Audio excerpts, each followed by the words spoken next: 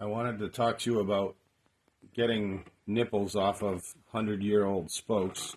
Usually I can grab it with my vice grip and put a little croil on it, which I suggest you find for $1 a gallon at a yard sale, and put in a little dripper so you don't waste the stuff because it's ridiculously expensive. And grab it with the vice grips with the brass insert, but it's not moving. So I don't want to break this spoke. So I'm going to warm it up a little. All you do is grab your handy induction heater and put the spoke in it, or the nipple in it,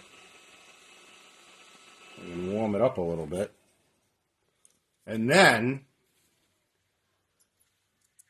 it just comes nice and loose. I try to avoid doing this, but it's better than breaking the spoke. Thank you for coming to my TED Talk.